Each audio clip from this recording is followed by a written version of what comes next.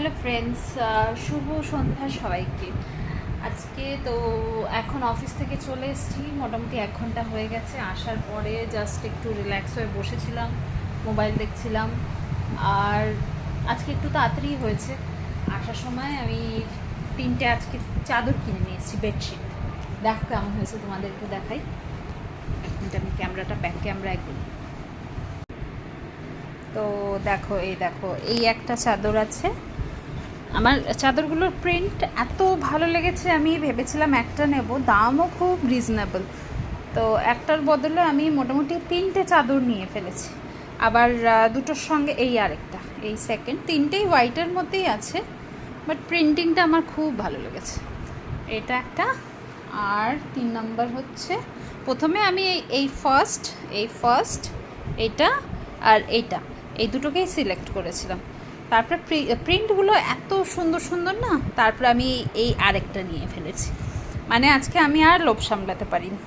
তোমরা বলো কোনটা ভালো হয়েছে, কোনটা সবচেয়ে ভালো লাগছে, তোমরাই কমেন্টে জানিও।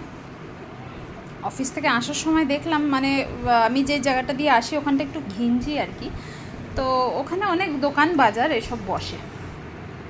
ও হ্যাঁ, আর এর সাথে না মানে ম্যাচিং করা, এই চাদরটার সাথে ম্যাচিং করা আমি কোলবালিশের ওয়ারও কিনে ফেললাম।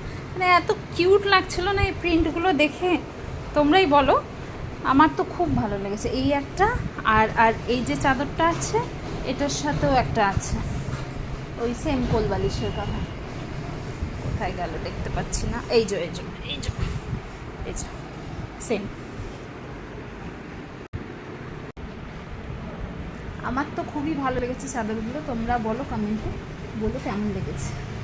এই কালারটা সবচেয়ে সুন্দর লাগছে, মানে এই প্রিন্টটা আর কি, এই চাদরের প্রিন্টটা আমি যখন বিছানায় পাতবো তখন তোমাদের সাথে শেয়ার করবো, ওকে।